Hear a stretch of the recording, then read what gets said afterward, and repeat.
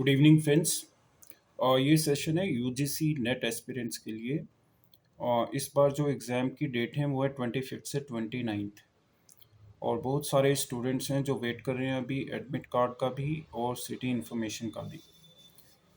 इस बार पहली बार हुआ है कि यूजीसी एनटी की तरफ से जो एडमिट कार्ड और सिटी इन्फॉर्मेशन है वो डिले हो रही है। मगर संभवतः 2 दिन के अंदर, 2 से 3 दिन के अंदर सिटी इन्फॉर्मेशन एटलीस्ट आपके साथ शेयर हो जाएंगी और फिर एडमिट कार्ड भी आपका नेक्स्ट 3-4 डेज़ में आने की संभावना है। और इस बार जो स्टूडेंट्स अपीयर हो रहे हैं, मैं अपने एक्सपीरियंस उनके साथ शेयर करना चाहूँगा कि लास्ट टाइम जो मेरा एक्सपीरियंस था यूजीसी नेट एग्जामिनेशन को देने का, और जिसमें मुझे सफलता भी मिली। तो ये सफलता काफ़ी बार प्रयास करने के बाद मिली थी।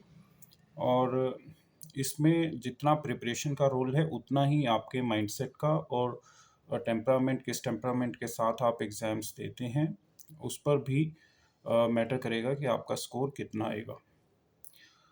लास्ट टाइम जब मैंने एग्ज़ाम दिया था यूजीसी नेट का, तो उसमें मेरा स्कोर काफ़ी अच्छा रहा। और उससे पहले का जो एग्ज़ाम मैंने दिया था तो उसके बीच में 28 मार्क्स का डिफरेंस था।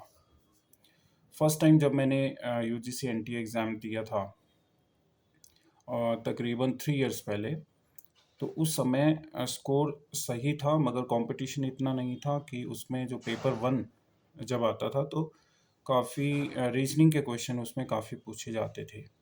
मगर अभी थोड़ा-सा ट्रेंड शिफ्ट हुआ है जिसमें रीजनिंग के क्वेश्चंस बहुत ज़्यादा नहीं आते हैं और थोड़ा-सा टफ बना दिया है पेपर 1 को।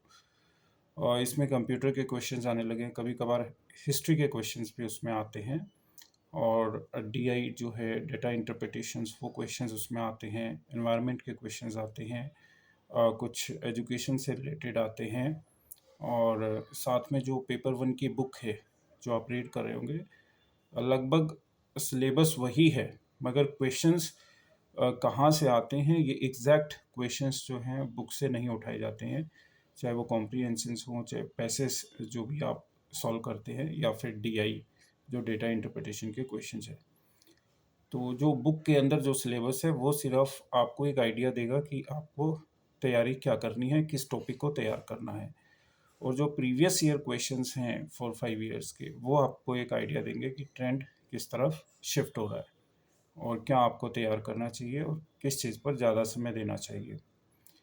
और दूसरी बात हम करें पेपर 2 की, तो मैं आपको बहुत सारे सब्जेक्ट्स का एक्सपीरियंस शेयर नहीं कर पाऊँगा क्योंकि मेरा इकोनॉमिक्स सब्जेक्ट्स था, तो मैं सिर्फ इकोनॉमिक्स के बारे में आपको बता सकता हूँ। इकोनॉमिक्स में भी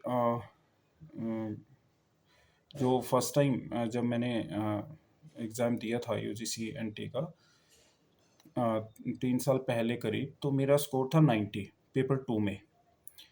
तो वो कह सकते हैं कि आधी-अधूरी प्रिपरेशन के साथ मैंने दिया और ये स्कोर किया। इसमें कई बार जो आप गेस वर्क करते हैं, जो क्वेश्चंस आपको नहीं आते हैं, फिर भी आप उनका कुछ आंसर देते हैं क्योंकि नेगेटिव मार्किंग नहीं है। तो वहाँ पर कई बार लक फैक्टर भी रोल प्ले करता है कि आपके कितने क्वेश्चन सही होंगे। और क्योंकि कट ऑफ के बहुत सारे स्टूडेंट्स होते हैं जो बहुत ज़्यादा नज़दीक होते हैं, 10-15 मार्क्स का ही मार्जिन होते हैं उनके बीच। तो ऐसे कैंडिडेट्स को मैं कहना चाहूँगा कि आप हतोत्साहित ना हो, परेशान ना हो, इस एग्ज़ाम को जितनी बार देंगे, और क्योंकि मेरा एक्सपीरियंस भी इस एग्ज़ाम्स को देने का काफ़ी लंबा हुआ, वो इसीलिए कि सेकंड पेपर जो था वो काफ़ी टफ आ रहा था इकोनॉमिक्स का, जिसकी वजह से मैं बहुत अच्छा स्कोर नहीं कर पा रहा था। +1 +2 और जो ग्रेजुएशन है वो मैंने साइंस साइड से की, जिसकी वजह से मेरा जो बेस है इकोनॉमिक्स का वो बहुत ज़्यादा अच्छा नहीं हो पाया। मगर मास्टर डिग्री में मैंने इकोनॉमिक्स को रीड किया और उसके बाद जो सिविल सर्विसेज प्रिपरेशन में मैंने इकोनॉमिक्स को स्टडी किया था, वो सब चीज़ें मेरी ठीक थी। इसके बावजूद जो है एक जो हार ना मानने वाला एटीट्यूड होता है वो आपको साथ रखना है और कोशिश करनी है कि बार-बार एग्ज़ाम आप देते जाएँ और अपनी कमियों को सुधारें।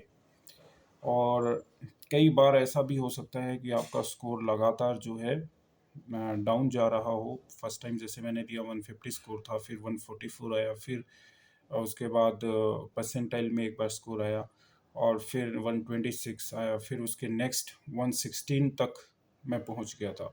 आप समझ सकते हैं कि लगातार एग्ज़ाम्स देने के बाद आपका स्कोर डाउन जा रहा है और फिर जो एक जो खुद में ही एक डिमोटिवेशन का कारण बन जाता है। आप कई बार डिमोटिवेट हो जाते हैं अपने स्कोर को देख करके कि आप अच्छी तैयारी करके जा रहे हैं मगर स्कोर आपका लगातार डाउन जा रहा है। मगर ऐसा लंबे समय तक नहीं होगा। और जब मैंने लास्ट ईयर अटेम्प्ट दिया तो इसमें मेरा स्कोर काफ़ी अच्छा रहा और मैं कट ऑफ को पार कर गया। और पेपर वन की जो मेरी स्ट्रैटेजी थी वो यही थी कि जो जो भी क्वेश्चंस होंगे जो मुझे आते होंगे उन पे मैं जो है समय दूंगा। और तकरीबन मैंने 1 घंटा 15 मिनट, सवा घंटे के आसपास जो है मैंने पेपर वन के क्वेश्चंस को सॉल्व किया है। और लास्ट के जो 1 आवर 45 मिनट्स था वो मैंने सेकंड पेपर को दिया। और मेरी स्ट्रैटेजी ये रही थी कि इसमें डीआई में जो पेपर वन का जो डेटा इंटरप्रिटेशन था काफ़ी टफ था। उसके बाद उसमें 5-10 मिनट का मुझे लॉस हुआ और क्वेश्चंस भी सही नहीं हुए। और उसके बाद मैंने रीजनिंग के क्वेश्चंस किए और कुछ क्वेश्चंस मैंने कॉम्प्रीहेंशंस के किए पैसेज, जो कि मेरा मुझे लगता है कि मतलब काफ़ी अच्छा जो है पैसेज में जो स्कोर होता है वो काफ़ी मेरा अच्छा रहता है। और फिर जो सेकंड पेपर है, सेकंड पेपर की स्ट्रैटेजी सिर्फ यही थी कि जो क्वेश्चंस आते हैं उन पे ही समय देना है और जो क्वेश्चन नहीं आते हैं उनमें 2 से 3 सेकंड के अंदर अ, मात्र 2 सेकंड के अंदर जो है उसका आंसर दे देना है। ए बी सी डी कोई भी ऑप्शन जो आपको लग रहा है वो आप चूज़ कर लें और टाइम खर्च ना करें, क्योंकि जब आपको क्वेश्चंस का आंसर पता ही नहीं है तो उसमें दिमाग लगाने की आवश्यकता नहीं है। और कई बार लक फैक्टर जो है आपके साथ होगा तो आप इस एग्ज़ाम्स को कर जाएंगे। जो कैंडिडेट्स जिनका बेस अच्छा नहीं है उनको मैं बताना चाहूँगा प्लस वन और प्लस टू की जो बुक हैं, माइक्रो की है, मैक्रो की है, इंडियन इकोनॉमी की है और स्टैटिस्टिक्स के ऊपर जो एक 11th क्लास की जो बुक है, उन 4 बुक को आप अच्छे से रीड कर लें और काफ़ी कुछ डिपेंड करेगा इन बुक्स के ऊपर भी। और साथ में जो आपने रिसेंट में मास्टर डिग्री में पढ़ा है उसको रिवाइज कर लें और सभी थिंकर्स और पेपर का जो पैटर्न है उसको एक बार देख लें, तो आपको इससे काफ़ी अच्छी मदद मिल सकती है। और कोई क्वेश्चंस है तो आपका ज़रूर पूछें। और साथ में बताना चाहूँगा जो पीजीटी के स्टूडेंट्स हैं उनके लिए भी, अगर वो इकोनॉमिक्स के लिए अपीयर हो रहे हैं तो लगभग जो है यूजीसी नेट का और पीजीटी का सिलेबस में थोड़ा सा डिफरेंस है, बहुत ज़्यादा नहीं है। तो पीजीटी का थोड़ा सा कम सिलेबस है और यूजीसी नेट का जो है थोड़ा सा ज़्यादा सिलेबस है। तो उसको भी आप अगर देना चाहते हैं तो वो भी दे सकते हैं। और इकोनॉमिक्स के रिगार्डिंग अगर आपको कोई डाउट है, कोई भी क्वेरी है, तो आप कमेंट सेक्शन में ज़रूर पूछिए। Thank you.